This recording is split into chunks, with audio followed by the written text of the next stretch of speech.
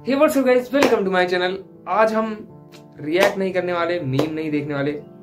आज मैं आप लोगों को एक ट्रू हॉरर घोस्ट स्टोरी सुनाने वाला हूँ जो कि रियल है। लास्ट में जाके मैं प्रूफ भी दूंगा। प्रूफ मतलब एज इन कुछ चीजें बताऊंगा जिससे आप लोगों को लगेगा कि हाँ ये रियल है। तो शुरू करते हैं बिना किसी देरी के। चैनल पे ना हो तो लाइक एंड सब्सक्राइब करते हो। स्टार्ट करते हैं। सो स्टोरी यहाँ से शुरू होती है। कुणाल और सार्थक नाम के दो बंदे रहते हैं। ये नेम मैंने अपने आप से रखे, इनके दूसरे नाम है। कुणाल और सार्थक दोस्त रहते हैं, बचपन में ही साथ में ही रहते हैं, आस पड़ोस के लड़के रहते हैं। ये लोग जो है खन्ना जाते हैं, किसी कॉलेज में एडमिशन लेते हैं, वहां पढ़ने जाते हैं। वहां जाने के बाद ये जो है कॉलेज हॉस्टल में नहीं रहते, ये जो है कहीं रेंटेड रूम लेके रहते हैं अलग से। दोनों एक ही रूम में रहते हैं और इनका रूम जो है वो रेलवे पटरी के आसपास रहता है। तो अगर ट्रेनें जाती हैं तो इनके रूम के खिड़की दरवाजे खुलते हैं, जैसे कि आसपास में होता है। अगर आप पटरी के किनारे कहीं पे रह रहे हो तो आपको पता रहेगा ये चीजें। तो ऐसा इनका कुछ रहता है। इनका रूम का स्ट्रक्चर कुछ ऐसा है कि एक छोटा सा कमरा है और ये जो है बेड अफोर्ड नहीं कर सकते क्योंकि ये नॉर्मल वैसे बंदे रहते हैं और वैसे भी कॉलेज वाले बंदे ऐसा बेड वोड नहीं लेके आते हैं। तो ये जो है गद्दे बिछा के रहते हैं और इनके जस्ट बगल में हॉल रहता है। छोटा सा ही हॉल रहता है, ना के बराबर हॉल रहता है और उसी के बगल में किचन रहता है इनका।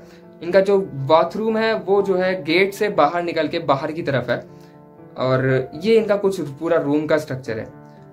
इसके बाद ये जो है यहाँ पे शिफ्ट होते हैं। महीने बीत जाते हैं, महीनों भर रहते हैं। इनको कुछ ऐसा एहसास नहीं होता कि यहाँ पे कुछ ऐसी चीजें है, ऐसी कुछ गड़बड़ी है। लेकिन ये शायद इसलिए हो रहा था क्योंकि ये लोग दोनों साथ में रहते थे, साथ में कॉलेज जाते थे, साथ में आते थे और सारी चीजें साथ में ही थी इनकी। तो इनको ऐसा कुछ एहसास नहीं होता। बट एक रात, एक शाम को कुणाल, दोनों का एक चीज और एक बता दूं कि दोनों के कोर्सेज अलग रहते हैं तो दोनों के फ्रेंड सर्कल भी अलग रहते हैं। तो एक रात को कुणाल के किसी दोस्त की बर्थडे की पार्टी थी। तो कुणाल बोलता है कि मैं जो है लेट में आऊंगा भाई, तू खाना वाना खा के सो जाइयो। तो कुणाल जो है शाम को निकल जाता है और सार्थक बोलता है कि ठीक है तुम जाओ, मैं जो है खा पी के सो जाऊंगा, अगर जागता रहूंगा तो कोई बात ही नहीं है। तो कुणाल जो है निकल जाता है शाम के 6:30-7 बजे तक। सार्थक अब घर में अकेला है तो क्या ही करता, वो लैपटॉप खोल के मूवीज देखना शुरू करता है। कोई मूवी लगाता है, मूवी देखता रहता है। मूवी देखते देखते 9:30 बज जाते हैं और ये अपने रूम की लाइट बुझा के मूवी देखता है, फील लेने के लिए, जैसे हम लोग करते हैं। और 9:30 बजते हैं, इसको भूख लगती है। और अगर आप अकेले रहते हो तो आप जो है घर पे कुछ ऐसे टिटिम्मा नहीं करते कि ये चल के बना लो, वो चल के बना लो। लड़कों का सेम है, मैगी बनाओ खा लो। तो सार्थक भी वही करता है। किचन में जाके इसने अपने रूम की लाइट बंद रखी है, हॉल की लाइट जल रही है और किचन की लाइट जल रही है, ये चीज आप जान लो। किचन में जाता है, मैगी निकालता है, मैगी की पैकेट डालता है, मैगी निकाल के डालता है पानी में और मैगी उबलती है। नॉर्मल सी मैगी बनाता है। मैगी बना ही रहा होता है कि इसके हॉल की लाइट और किचन की लाइट फ्लिकर करने लगती है क्योंकि इसने अपने रूम की लाइट नहीं जला रखी होती तो रूम का कुछ पता नहीं। तो हॉल और किचन की लाइट फ्लिकर करने लगती है और फ्लिकर करते करते लाइट बंद हो जाती है। इसके सामने ही, किचन के सामने खिड़की लगी होती है, वहां से वो सामने देखता है कि और घरों में तो लाइट है बट यहाँ पे क्यों नहीं है।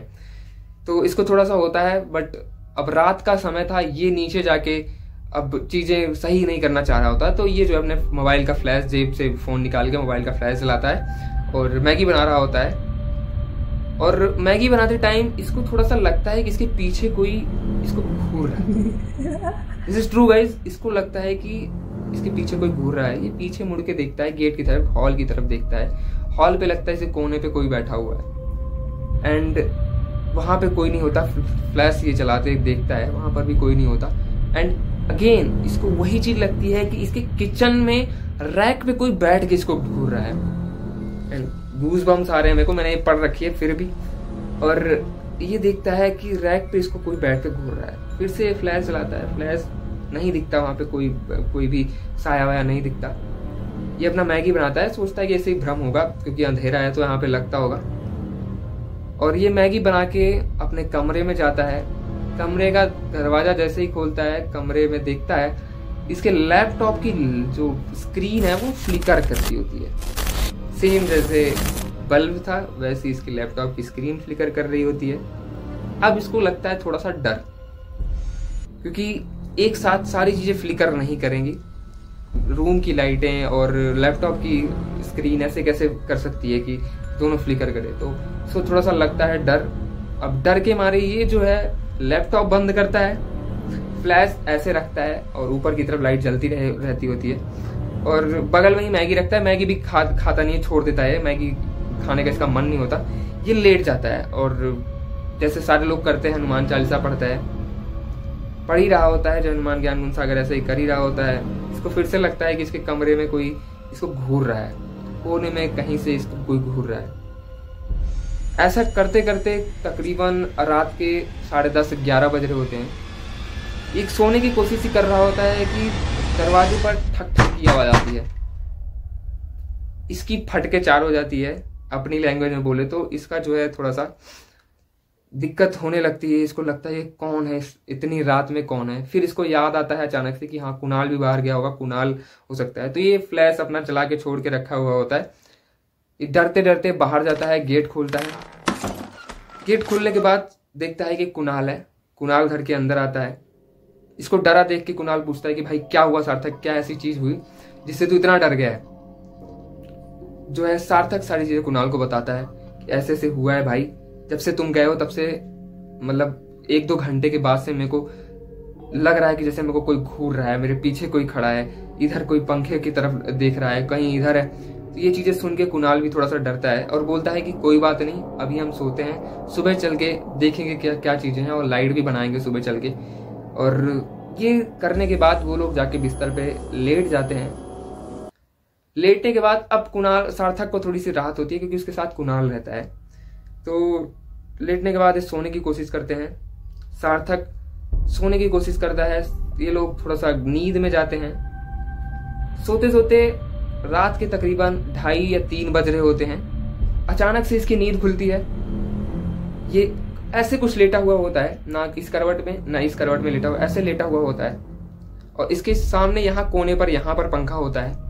इसकी नींद खुलते ही इसकी नजर पंखे पर जाती है। इसको लगता है कि पंखे पर कोई लटका हुआ दिख रहा है एंड ये बोलते टाइम मेरे को गूज़बम्स आ रहे हैं। इसको लगता है कि कोई पंखे पे लटका हुआ है। इस बार सार्थक को सारी चीजें साफ साफ दिख रही होती है। फिर सार्थक इस साइड को मुंह घुमाता है तो इधर जो है इस कोने पे एक छोटी सी बच्ची दिखती है, जो बच्ची का साया दिखता है। बच्ची नहीं दिखती, बच्ची का साया दिखता है। उधर भी डरता है ये। इसको लगता है कि मेरे पीछे मेरे कोने पर भी कोई है।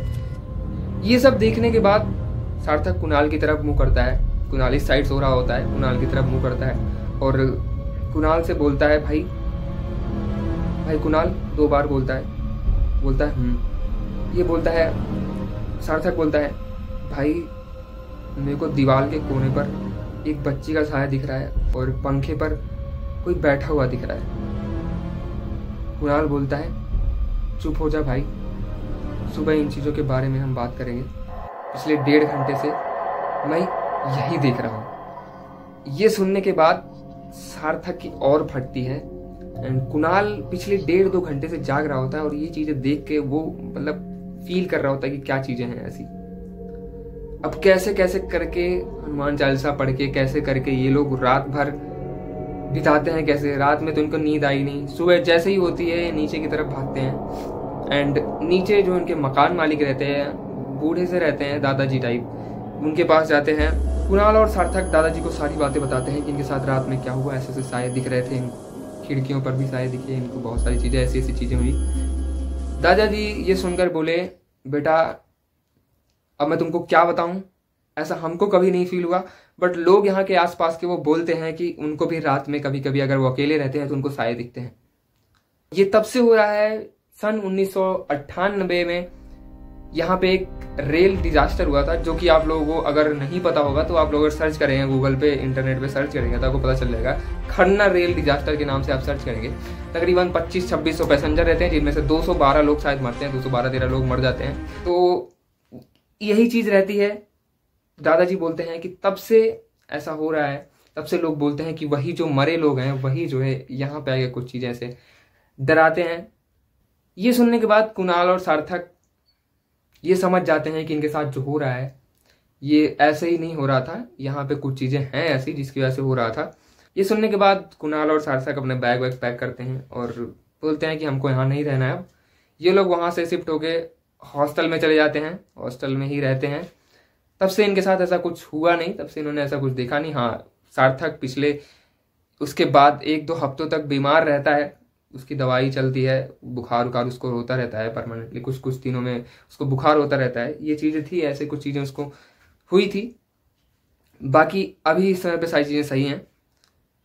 तो ये रही कुछ स्टोरी। अगर आप लोगों को अच्छी लगी हो स्टोरी तो अपनी फैमिली के साथ शेयर करें, अपने दोस्तों के साथ शेयर करें। ऐसी इसमें कुछ ऐसी बात नहीं जिससे आप शेयर नहीं कर सकते। पिछली वीडियोस को आप ना भी शेयर करें, अपने दोस्तों के साथ कर सकते हैं तो कर दें। और अगर आप लोगों को ऐसी और स्टोरी चाहिए तो प्लीज़ कमेंट्स में लिखें कि हाँ मतलब और हॉरर स्टोरी चाहिए। और अगर आपके पास भी कोई स्टोरी हो नरेट करने के लिए तो मैं वो नरेट करूँगा। एंड यही थी स्टोरी। मिलते हैं नेक्स्ट वीडियो में। चैनल पर नया हो तो लाइक एंड सब्सक्राइब कर दो। नमस्कार।